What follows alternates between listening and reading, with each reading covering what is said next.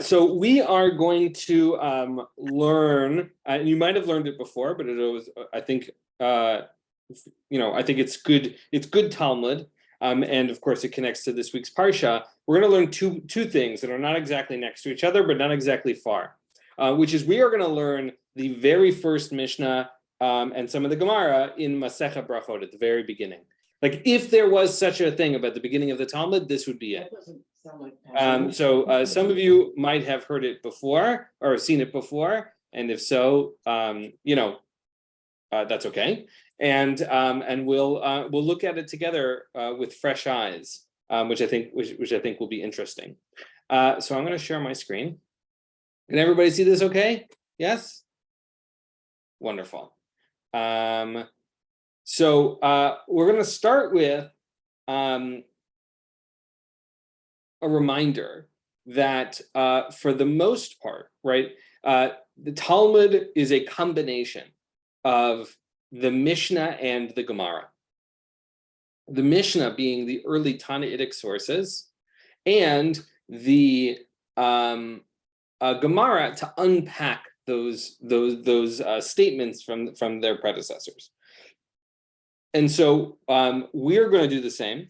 We're going to read through the Mishnah, which is the very first Mishnah in Masechet Brachot.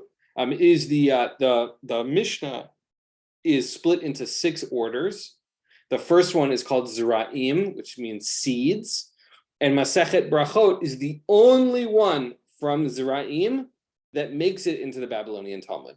The rest of them do not. They exist in the Jerusalem Talmud, but not the Babylonian.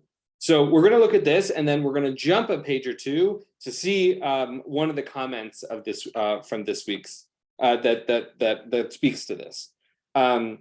Just as a quick poll, how many of you have seen this text before?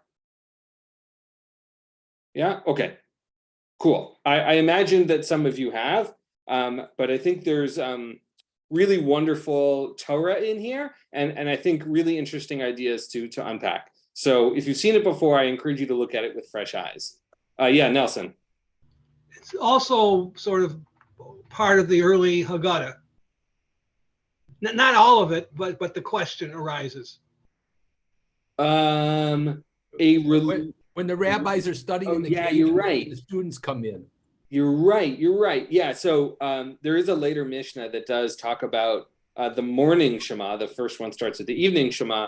But you're right. I had not remembered that. So let's assume that that's what I meant from all along. We're planning for Pesach, and this is reference in Haggadah. Nelson, you read my mind. Not really, no. But I'm glad you made the connection. So that's great. Would someone like to start with the beginning of this Mishnah?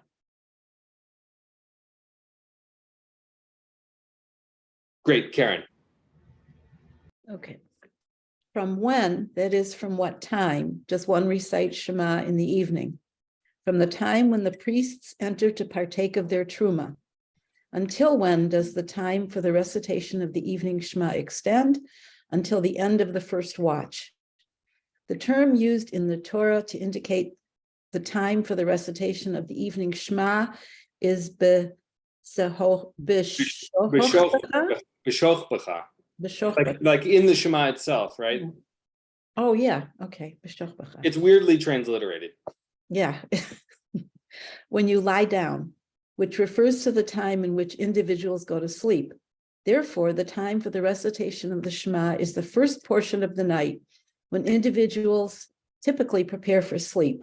That is the statement of Rabbi Eliezer.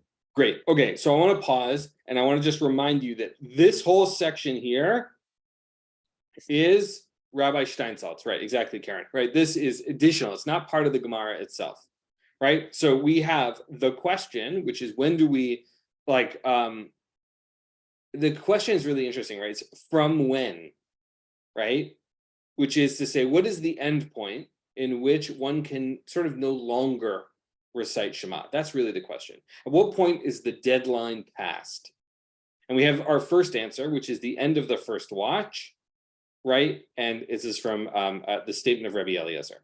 That subtext, which I think which is important, is that our frame of reference is when you lie down, right? From the Ve'ahavta. And so what we're trying to do is figure out when that is on some level, right? So we have these different kind of questions. When's the latest? And we have this framework of when you lie down. So until the first watch, which is not explained here, but I'm telling you, and we know from later, refers to basically 1/3 of the evening. All right, can I get another volunteer to read the second opinion?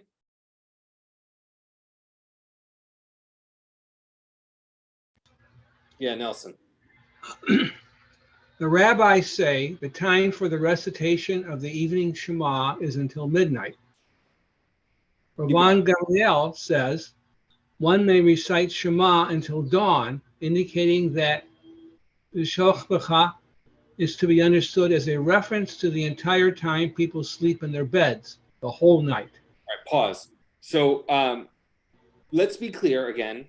The B'shoch B'cha is Rabbi Steinsaltz adding this here. That is not obvious from the text that that's what we're referring to. So Rabbi Steinsaltz is adding this as a parallel layer for us to be thinking about. I think from the surface, the pshat reading of the text, the superficial reading, it does not make reference to that. And so we're going to hold those two things simultaneously. Yeah, Karen. So Chatzot isn't really midnight. Chatzot's halfway through the night, right? Yes. So Chatzot refers to midnight as well as midday. That's sort of like it's halfway through the night. The rabbis understood that there were 12 hours during daytime and 12 hours during nighttime, and the length of daytime hours was variable. Does that make sense, Karen? I just thought it was whatever the hours, like in the winter, you'd have Chatzot would be later than Chatzot would be in the summer. Yeah. So, all right. So this just as a mental framework, right? Which is we have to be really clear that midnight is contextual to the rabbis and not our midnight, right? For us, midnight is 12, right? Which is not a way that Judaism functions. The rabbis divide daytime and nighttime into 12 hours. Those 12 hours are not equal to each other. That's the ticket, right? Which is that you could have 12 hours of rabbinic time that really is 18 hours, right? Our time, depending on what time of year or where geography is and things like that. So for them, they're saying in the middle of the night, right? So we have to be careful with that nuance, so I'm really glad you brought it up. The thing that's variable for us, we say all the hours are the same length in our modern era, right? And the time of sunset and sunrise, that's what changes. For the rabbis, the thing that becomes the the variable is how long the daytime hour is, which is why sometimes when you think of Shabbat as 25 hours, it feels like, oh, this is much longer, right? It's not exactly 25 hours. It's because the hour length is variable, right? All right, Nelson. Well, I was going to say that the mechanical clock emerged in the late Middle Ages, but until then, all over the world, people thought this way. This is not just the rabbi, some Jewish quirk. And what's interesting to me, as a maven of this topic, is that now that we have computers, we could go back to watches that would actually keep this kind of time, but we haven't tried. That's fascinating. Yeah, I mean, look, I can't speak to the broader context in terms of what other cultures were doing. I can tell you that I have an app on my phone that tells me halachic hours throughout the day and gives me a notification. Ostensibly, that would give me the opportunity to also create notices for every halachic hour if I wanted to. So it's really fascinating to imagine what that might look like. But also, Sheila, yeah. the Talmud, they were all around the equator. The Talmud is still not talking about communities that have that much of a time difference from Israel or Palestine. Yeah, right. Certainly. Babylonia. I mean, within an hour or two, they didn't have. I don't think they had the zones and whatnot. Yeah. Certainly, these rabbis were coming out of the land of Israel, and the Babylonian rabbis are coming from Babylonia, neither of which is so geographically far such that we would run into issues as opposed to like Norway, which might have its own set of halachic issues, certainly. Karen, were you going to say something? No, guess not. Okay. Nelson, will you finish reading the last bit of the story for us, and then we'll sort of... I have a little more of the story because it became a big issue between Jerusalem and Babylonia about when exactly the sun set and the sun rose and when holidays started. And they tried to communicate by bonfires and got into all kinds of problems. They did use the bonfires as a way of communicating. I'm not sure it was exactly about time of day, but that we might be referring to different things. Will you finish the story for us, Nelson? Okay. Rabbi Gamliel says, one may recite Shema until dawn, indicating that the Shokvecha is to be understood as a reference to the entire time people sleep in their beds the whole night. The Mishnah relates that Rabbi Gamliel practiced in accordance with his ruling. There was an incident where Rabban Gamliel's sons returned very late from a wedding hall. They said to him, as they'd been preoccupied with celebrating with the groom and bride, "We did not recite Shema." He said to them, "If the dawn has not yet arrived, you are obligated to recite Shema." Since Rabban Gamliel's opinion disagreed with that of the rabbis, he explained to his sons that the rabbis actually agree with him, and that it is not only with regard to the halakha of the recitation of the Shema, but rather wherever the sages say until midnight, the mitzvah may be performed until dawn. Amazing. All right, so we got a couple of things happening here, right? So we have the three opinions. We have Rabbi Eliezer, who says the first third, right, until the first watch. The rabbis say, which is our majority opinion, says till midnight. And Rabban Gamliel, who has a much more lenient view, and we've sort of gone from stringent to lenient here, says one may recite the night Shema until dawn, right? And that Rabbi Steinsaltz is telling us, B'shoch B'cha, is a reference to basically when you lie down is nighttime when people are in their beds. Again, I don't think that is the obvious answer or the surface answer. He's clearly doing some interpretation. And here he has a story, and the Mishnah doesn't often add stories, so it's really fascinating that there's a story in this one. Rabban Gamliel's sons were at a wedding, they came back, they hadn't recited the Shema, and they say, oh, if dawn has not yet arrived, you're okay. And then we have something really interesting, which is Rabban Gamliel says, anytime when the rabbis say until midnight, they actually mean dawn, but they've said midnight. Now, we haven't gotten to the reason yet, which, again, I know many of you have seen this text before, but we haven't gotten to a reason as to why they would say midnight if they really mean dawn. They were building a fence, like you light candles 18 minutes before Shabbos, too. Yes, right, which is that they are concerned about something. A fence is one model. Here we get what the rabbis say about themselves, and this is the part that connects to this week's parsha, interestingly enough, right? Can I get another volunteer to where Rabban Gamliel explains the midnight dawn thing? Can I get a volunteer to read? I'll do it. All right, go. David, I'll come to you next when we get to the Gemara. Rabban Gamliel cites several cases in support of his claim, such as burning of fats and limbs on the altar. Due to the quantity of offerings each day, the priests were often unable to complete the burning of all of the fats and limbs, so they continued to be burnt into the night. As it is written, this is the law of the burnt offering. The burnt offering shall remain upon the pyre on the altar all night until morning, while the fire on the altar burns it. And in regard to all sacrifices, such as the sin offerings and the guilt offerings that are eaten for one day and night, although the sages state that they may be eaten only until midnight, by Torah law they may be eaten until dawn. This is in accordance with the verse, on the day on which it is offered must you eat. Do not leave it until the morning. If so, why did the sages say that they may be eaten only until midnight? That's in order to distance a person from transgression, as if one believes that he has until dawn to perform the mitzvah, he might be negligent and postpone it until the opportunity to perform the mitzvah has passed. Thank you, Sheila. So here we got a couple of things happening, right? So Rabban Gamliel says every time the rabbis say midnight, they really mean dawn, but they say midnight instead. And as Ron said, right, we're trying to be, the rabbis are trying to be careful. And here's the example, which comes from this week's parsha, which is, right, we have this, a series of different offerings that are offered, and they're described in Parshat Tzav, right? And the Mishnah tells us, with regard to all the offerings, right, like sin offerings and guilt offerings, and in this week's parsha, we also get the fat offerings and the limb offerings, and we get the dry cereal offerings, things like that.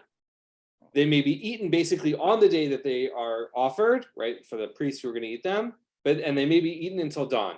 Here we're starting to get a nuance between the difference between Torah law and rabbinic law, which is really important. It's an important distinction, which is to say, the Torah effectively says, we have this verse, on the day in which it may be offered, do not leave it until morning. Meaning to say, we have until morning. The Torah is clear, as much as Torah can ever be clear, right? But the rabbis say midnight, which now we've now got a distinction between rabbinic law and Torah law. And here, the question of why did they wait? Why did they say midnight if the morning is accurate? For the reason of protecting people from transgression, which is sort of what Ron said before, right? We don't want people to get negligent, and we've given them sort of a buffer period, right? We want people to shoot for midnight, and if they miss it, they're okay, but midnight is a much safer option. Yeah, Ron. Do you have Leviticus 7:15 handy? Because does it really say morning? Does it define what morning is? You know, I mean, dawn, I can understand. It's pretty fixed. But what does until morning mean? Yeah, that's a good question. Let's look it up together. So give me 1 second here. We can look at it together. That's the beauty of the internet and the world we live in today. We're looking for 7:15. I just pulled it up here. It says, uvsar, right? The flesh of the zevach, todah, the Thanksgiving offering, the complete one, b'yom korbano, ya'achel lo yaniach mimenu ad boker, not until morning. Ron, does that change anything for you? No, because it actually does say boker, which is morning. But because I know in business, when I say somebody has to have something done by such and such a date, they think it means the end of the business day, and I think it means by the beginning of the business day. So, I mean, so I could see how maybe this means the end of the morning. I don't understand, Ron, when we say till the end of the day, in business, you mean midnight usually, well, or whenever the business closes, and certainly by midnight. At least that's our understanding today about anything. I mean, everything happens. I think Ron is saying the following, which is if I say it's due by Tuesday, Ron refers to Tuesday morning, and most people would consider Tuesday evening or to the end of business day, which is what you're saying. I think that's the nuance. Ron, did I catch your opinion right? Yes, I that's exactly understood. what I'm trying to say. No, because when I understand Ron that way, I think till the next morning. So I think the difference is between the word by and the word in Hebrew ad. Ad boker means until morning. So it's much more clear than the word in English by. Love it. I love it. I think the part that I wanted to draw out, I think there's a lot of pieces here, right? One is it's interesting to me, and I'll be curious to hear what you think, which is that I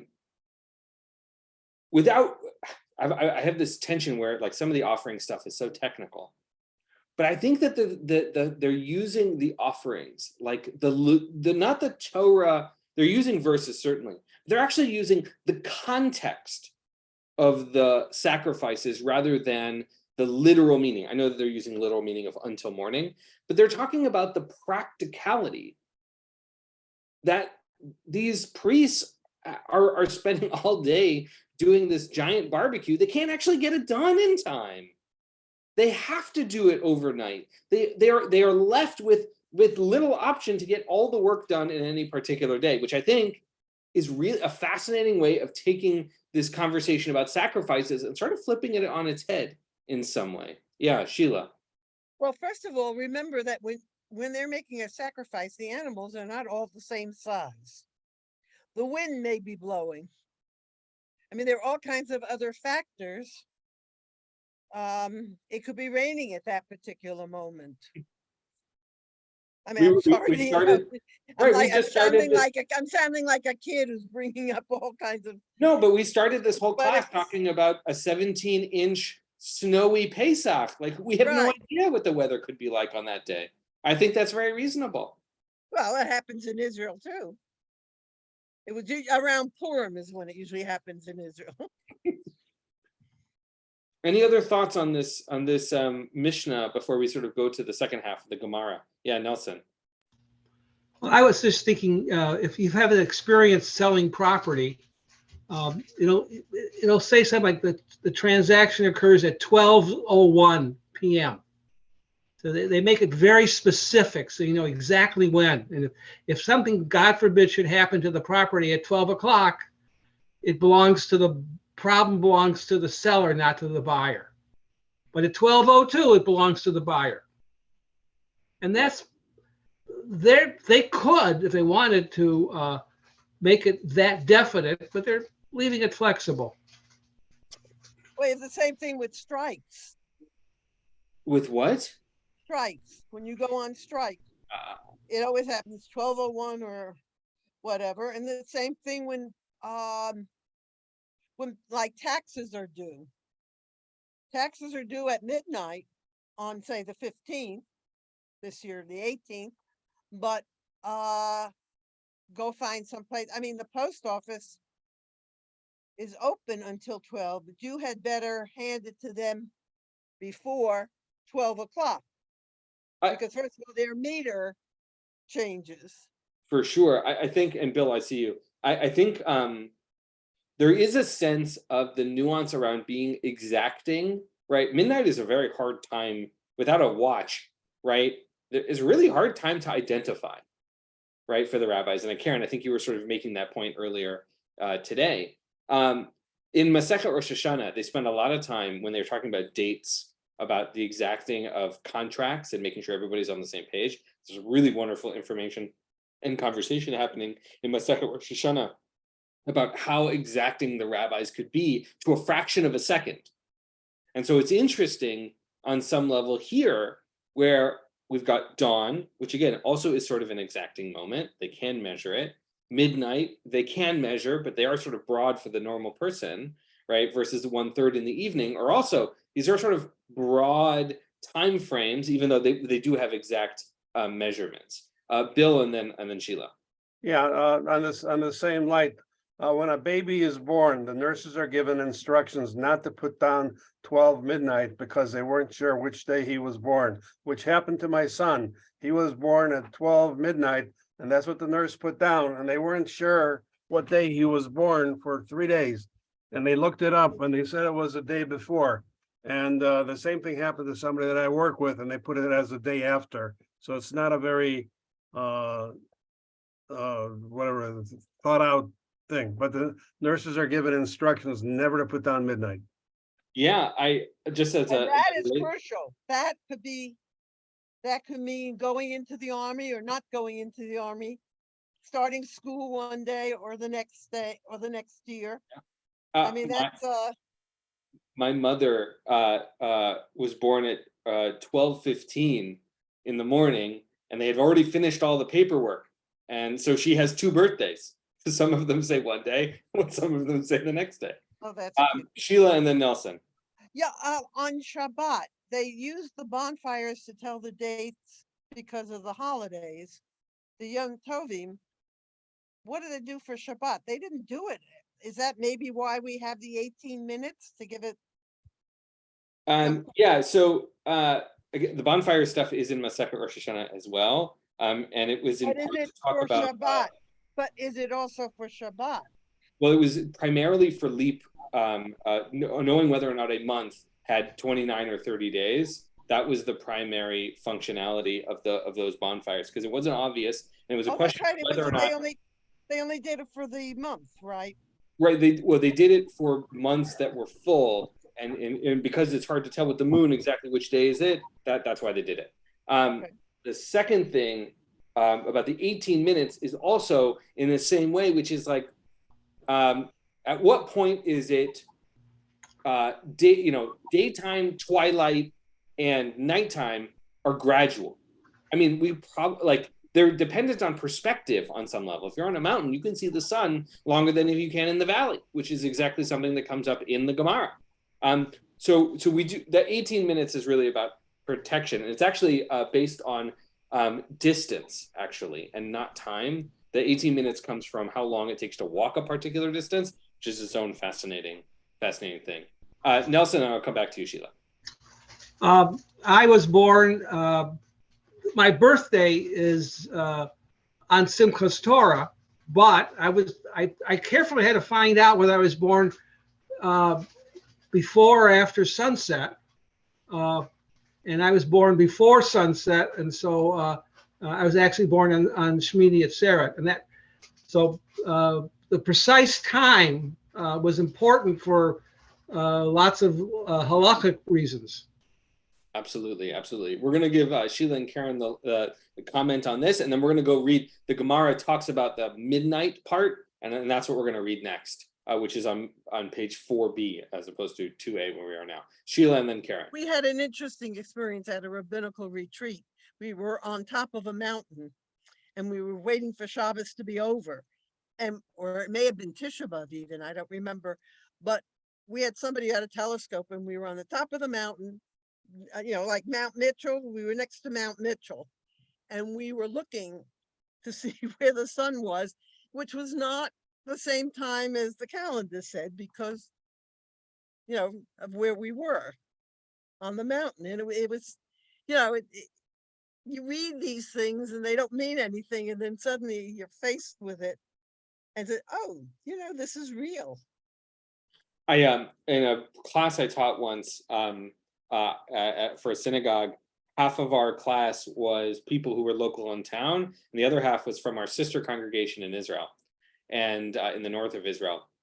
And in the Gemara, we were talking about one of the mountains, and they said, "Oh, that's around the corner from us." And we got to hear about this actual place that mentioned in the Gemara that they lived near. It was like amazing. There is a huge element of lived experience that teaches us about what we do here. And in fact, you might recall that the very first Gemara we learned in this class made that exact point, which was that real life Torah experience, going out into the world, is an essential element to learning Torah. And so your story is an example of that as well. Karen, and then we're going to read more of the Gemara. Right. Totally separate topic, but I find it fascinating that the rabbis start the Mishnah assuming everybody knows what the Shema is.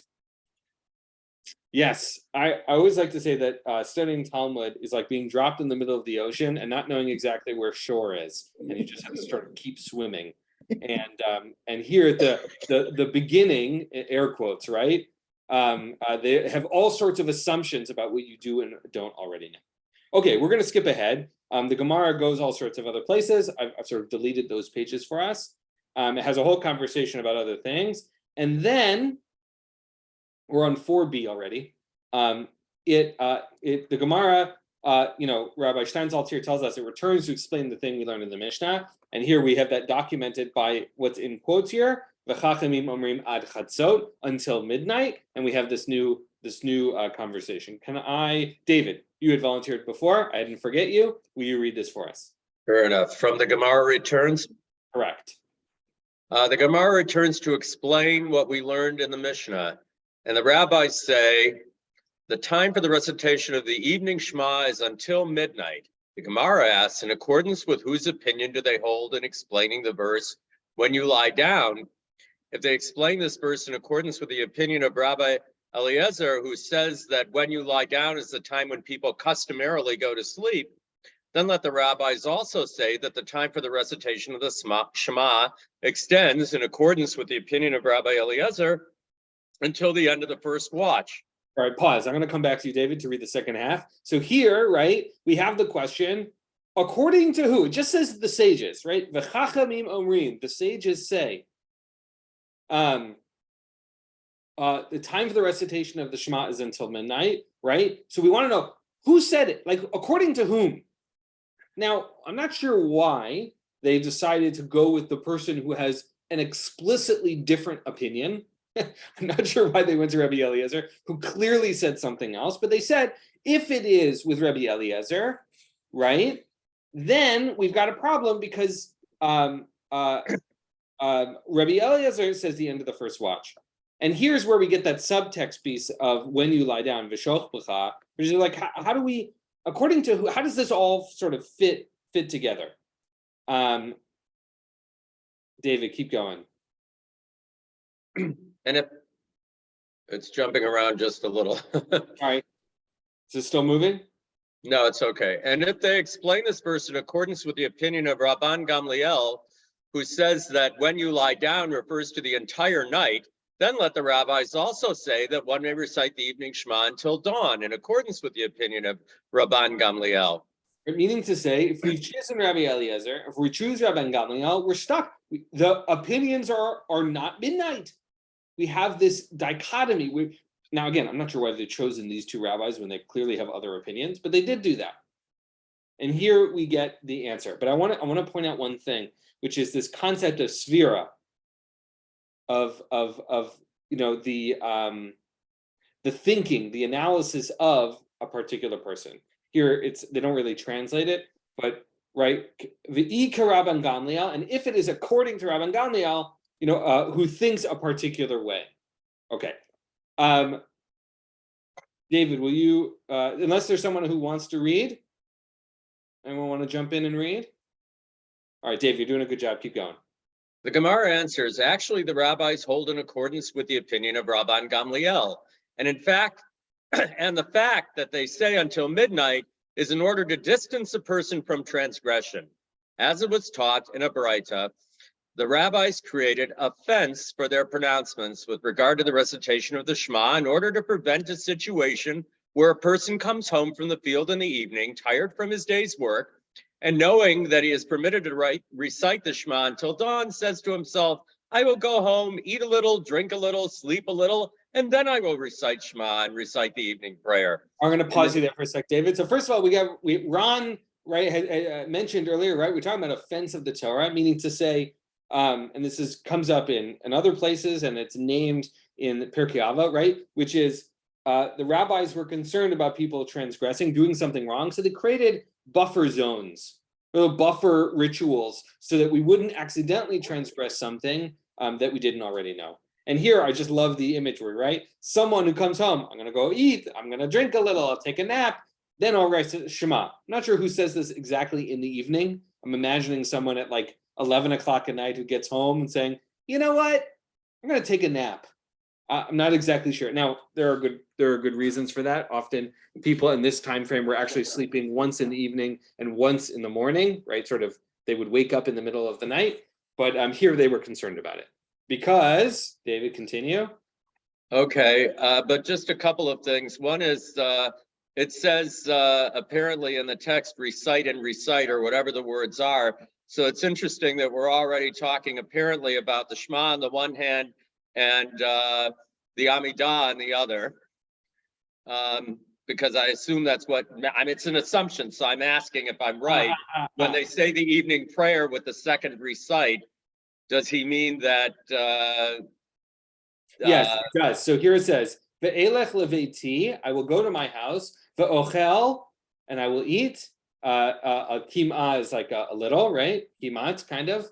Ve'eshteh kim'ah, I'll drink a little. Drink a little. Shan kim'ah, I will sleep a little. Ve'achar kach, afterwards, I will recite. I will, literally, kra, like recite the Kriyat Shema and ve'itpalel, and I will pray the Amidah. You are correct. Okay, so it's actually a little more explicit than it looks on the English side. Absolutely. Fair Well, enough. here it says evening prayer because Right, but it's not in bold. no, it's not. And the second recite should probably be and pray, right? V'yitz palel as a, right. So again, this is great where reading and translation is always a risk. All right, keep going. Right, all right. In the meantime, he is overcome by sleep and ends up sleeping all night. However, since one is concerned lest he fall asleep and fail to wake up before midnight in order to recite Shema at the appropriate time, he will come from the field in the evening, enter the synagogue, and until it is time to pray, he will immerse himself in Torah. If he is accustomed to reading the Bible, he reads. If he is accustomed to learning Mishnayot, a more advanced level of study, that's interesting, he learns. And then he recites Shema and prays as he should. When he arrives home, he eats his meal with a contented heart and recites a blessing. So here we get sort of the full story, and then the Gemara sort of goes in a very different direction, which is they imagine, right? Someone is they're concerned that someone is going to come home, they're going to have the plan to pray, and then like life gets in the way. You know, they got to take out the garbage, they got to like clean the kitchen, they got to do all sorts of stuff. Oh, I'm going to take it, I'm going to close my eyes, and then I'm going to fall asleep. Here they imagine an alternative.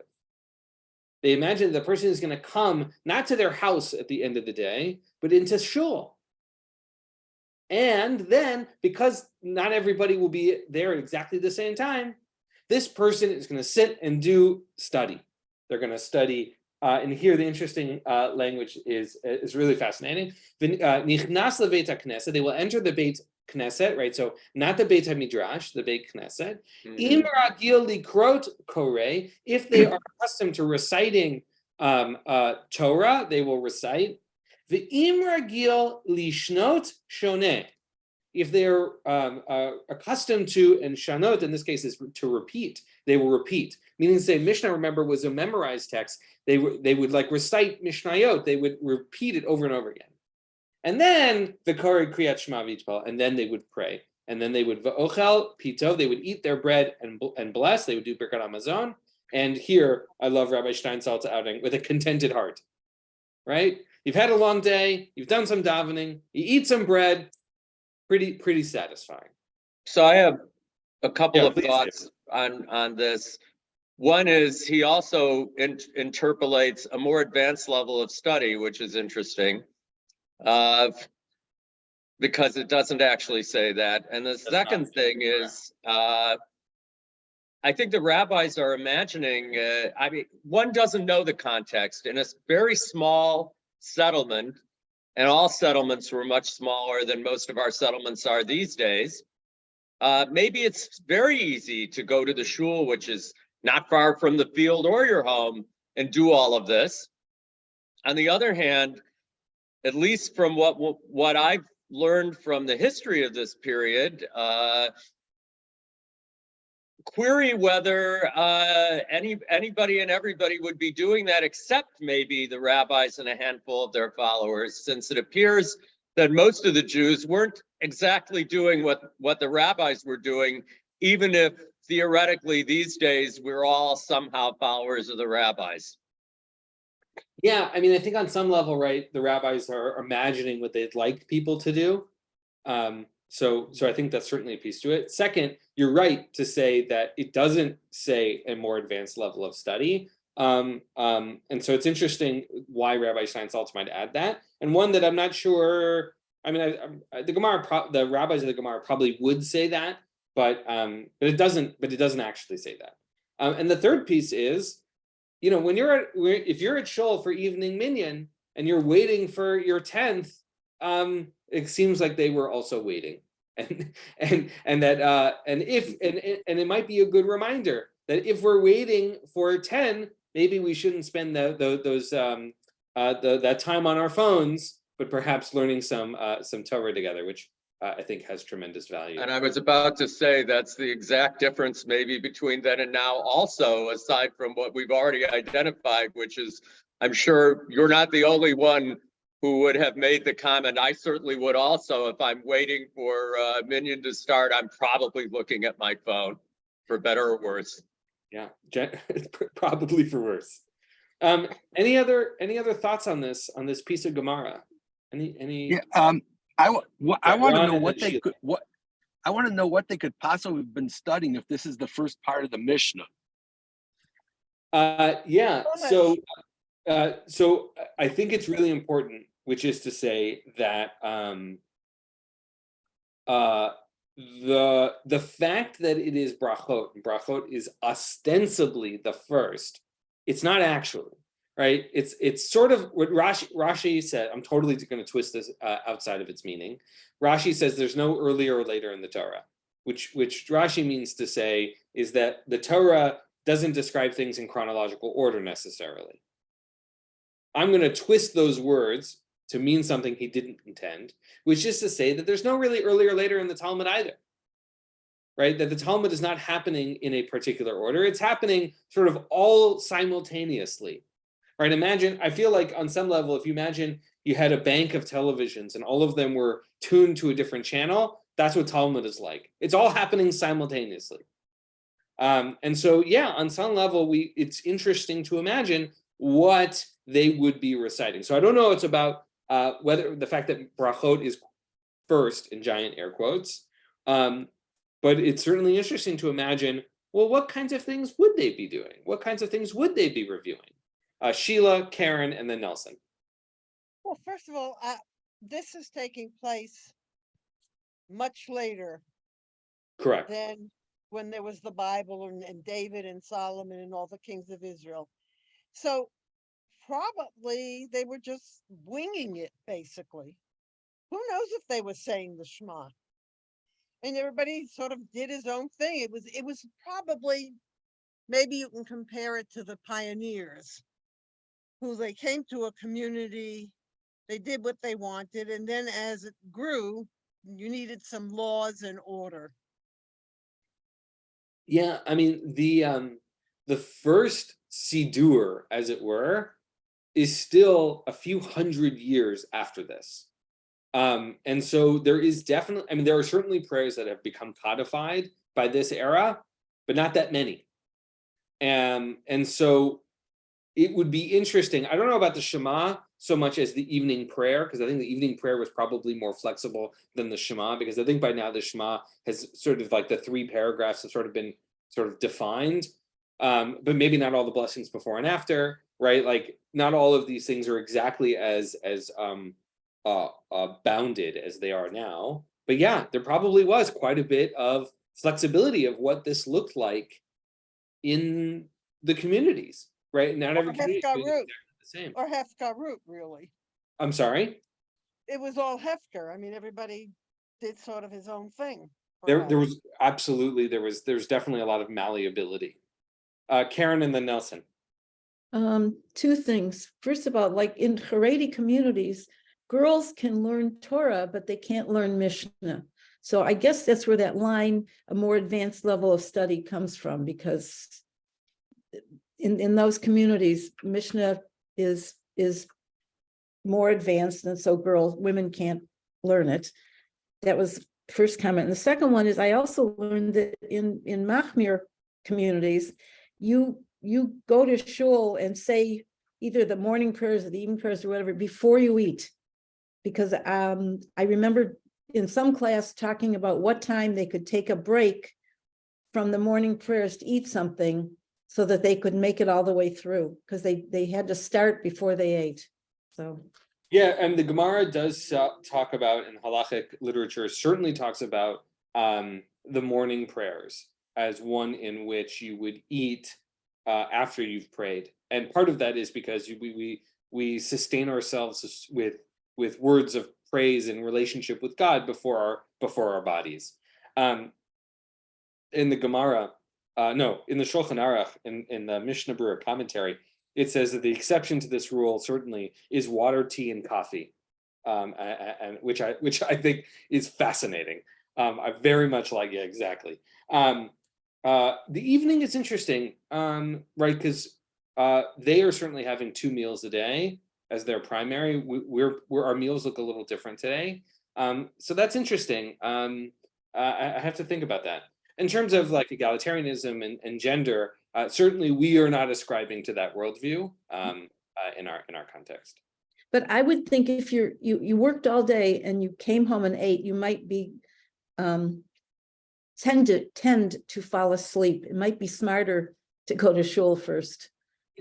After a long day, having a nice dinner, the last thing I want to do is get up and go to shul. So certainly that's true. And I would add also the conversation about meals and when can meals start and how does that relate is very relevant on Saturday afternoons, where the halachic literature certainly is conscious about when does your Sudah Shlishit, your third meal, end, when does Havdalah happen. Those things are all sort of in relationship to each other. So that's a context, certainly when this comes up. Nelson and then David. Just a side comment by Karen.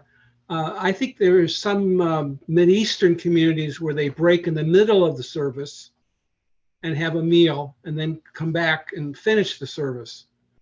But the comment I wanted to make was you like to talk about the Talmud as self-serving for the rabbis. They're trying to build their power, their authority. Well, here's Steinsaltz saying, you're doing something wonderful. You're studying Mishnah. Oh, here, I provided for you. So buy my rest of my books and keep at it.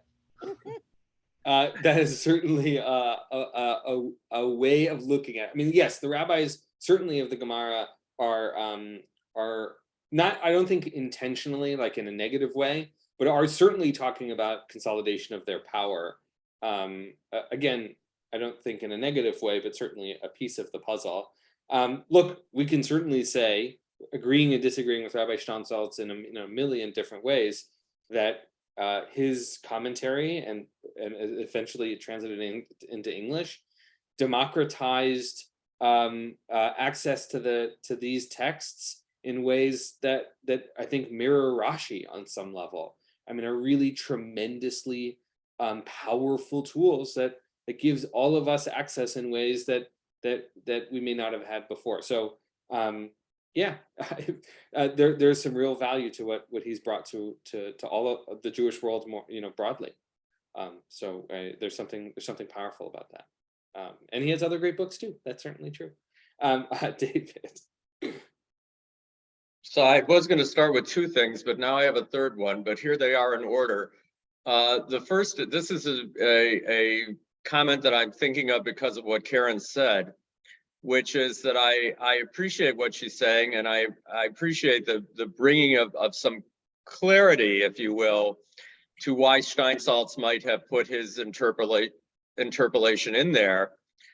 But my second thing is I want to make it absolutely clear, which I only implied when I raised that subject at all, that might be the Haredi worldview, and we can understand it that way, but it's not our worldview, or let's just say that the basic assumptions underlying a statement like his might be exactly what Karen said, but we in a egalitarian community don't accept that. And that's why when I saw that, I thought, interesting political comment. And this brings me to my third point, which is, I think you're right. This does democratize the text in many ways, and at least the original text is there. So if you choose to disagree with the translation and you have enough knowledge in the room, you can do that. But it's interesting that one response to this is that ArtScroll rolls out their whole huge and apparently now even revised translation into English with the shots on one side and their English also similarly arranged, even though they don't necessarily like Steinsaltz, similarly arranged with bold print versus not bold print to make that differentiation. So I don't know whether anybody in the egalitarian world will ever end up also doing some kind of translation or not. It doesn't seem like one is in the offing anytime soon. But it is interesting that for those of us who do have an egalitarian point of view, we have to get past some of the translations or question them in order to get a little deeper into the text. to the point where some of the people I've studied with might have given what we used to jokingly call the Juan look, which is to say, you can ask questions, but not that question, for better or worse. Yeah, so I don't think it's just about translation. I think your point well made.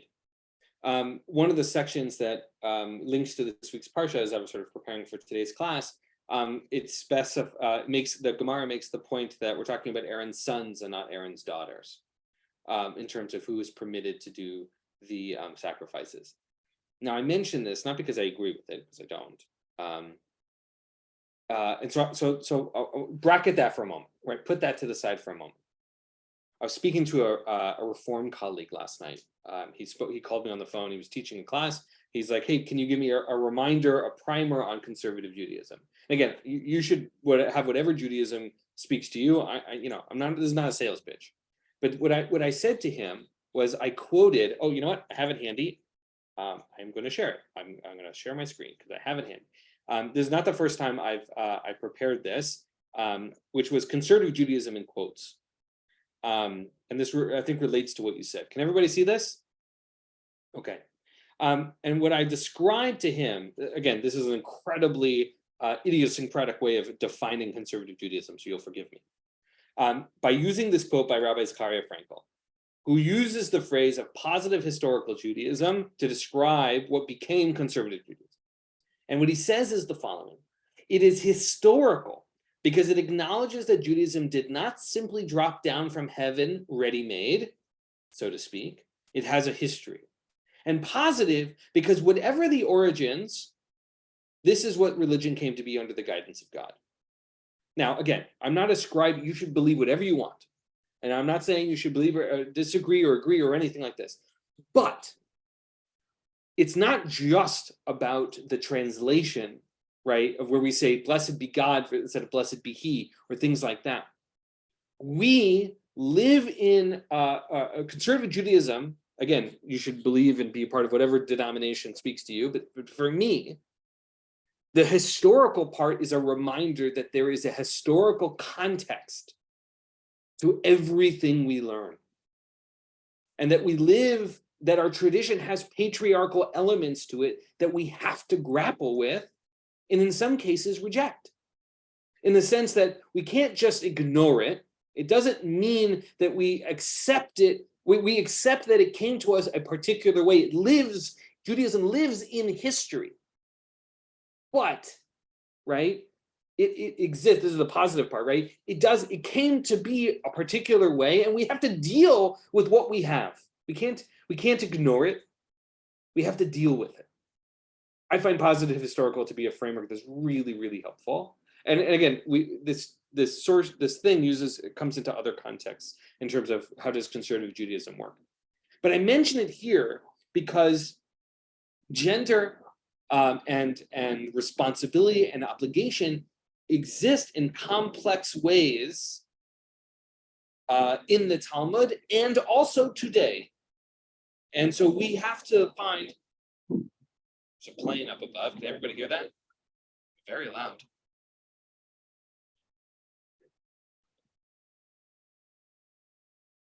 That's what happens when you live near the nation's capital, I guess. So my point is that these questions, I think, are inherent in grappling with our ancient texts. The mores of 1800 years ago should not be our mores today. We live in a different society, but we don't reject it either. We hold it, we deal with it. We come up with alternate answers as necessary, just like the rabbis did. If you take Rabbi Pamela Barmash's tshuva on women and mitzvot, which I think is brilliant, and I strongly encourage people to look at it. She explains or defines, and I'm going to paraphrase and probably butcher, that the category of women as described in the Talmud doesn't refer to the same category of people we have today. That women in the modern era are equal citizens of Judaism that are halakhically described as male. And that we shouldn't make those distinctions today because the categories aren't the same. Again, we're sort of way off base here. Karen, I haven't forgotten you, and David, I'll give you guys both a chance to speak. But I mention this in to say that, we've sort of pulled out Rabbi Steinsaltz's comment, and we sort of lost the broader thread of brachot, which is okay. But I think it's a good reminder, these texts that maybe people have seen already before, that this rabbinic process of different opinions and managing them and understanding them and dealing with them is part of what we're still doing. All right, Karen, and then David, and then we'll end for the day. No, I just wanted to add, I mean, I know lots of very committed, well-educated, observant Jewish female Orthodox rabbis. So it's only the Haredi community that's not acknowledging that. And I would argue that there are some women within the Haredi community that are probably also educating themselves. And I agree with everything you said. I'm just saying that I think even the Orthodox community is, I had an Orthodox rabbi tell me maybe 20, 30 years ago, he was teaching at Pardes, so you could tell he was already a little bit liberal. But he said, we will have female rabbis. This is way before anybody thought of it. We will do everything just slower. We'll get there just slower. And that has really stuck in my mind. Yeah, so we definitely want to be careful, right? There's nobody Orthodox or Haredi here to sort of defend themselves, as it were, and so we certainly want to be careful. Look, one of my teachers is Reb Mimi Feigelson, who is Orthodox, smicha, and so we certainly don't want to ascribe anything unfair to anybody. So I'm glad you brought it up. But this grappling is what we do, right? That's part of what our rabbinic Judaism reminds us. Dave, I'm going to give you the last word, and then we're going to call it a day. Oh, you're muted. You're muted. We can't hear you. Sorry, I lowered my hand and forgot to unmute. 3 quick things. One is, I've also heard the same kind of comment from an Orthodox rabbi who made the point that it's not that Orthodoxy doesn't change, and anybody in Orthodoxy who wants to pretend that nothing ever changes isn't really being honest. It just takes longer, perhaps. The second is that we could talk about this at another time, but for some of us have also studied with Mimi Feigelson, and she is a really interesting person with whom to study. And the third is, with respect to Rabbi Barmesh, I think with the caveat that I'm obviously already leaning in the direction she's going, but I think she does a very convincing scholarly job of tearing down the whole idea that time-bound mitzvot is a real category to exclude women first. And then she goes on to explain that the real issue is emancipation. And you can't make somebody responsible for something if they can't be responsible at all. And she talks about slaves, children, and women. And the only category in the past that couldn't become responsible was women, but that's no longer true. So I'm just adding that as another thing I remember from what I think is a really brilliant response. Yes, Rabbi Barmesh's tshuva is, I think, brilliant, and I think should be required reading as we learn about, as people really study halakha and conservative Judaism and egalitarianism. I think it's very brilliant. With that, a wonderful detour into the nature of rabbinic Judaism itself. I wish all of you a wonderful Shabbos and a happy Pesach. We will not be meeting because both Thursdays, the next 2 Thursdays, are Chag. So I wish all of you a Chag Pesach Sameach v'Kasher, and just a wonderful, liberating holiday to all of you. And a reminder that the 8th chapter of Psachim is brilliant, which is all about the Seder. And you can take a look at the Gemara there. There's all sorts of stuff about demons in there. It's amazing Gemara. So definitely go check out the 8th chapter or 10th. I forget what it is. The last one. The last chapter of Masechet Psachim is great. Good Talmud to learn. And I encourage people to take a look at it. Have a wonderful Shabbos and Passover, and we'll see you in a few weeks.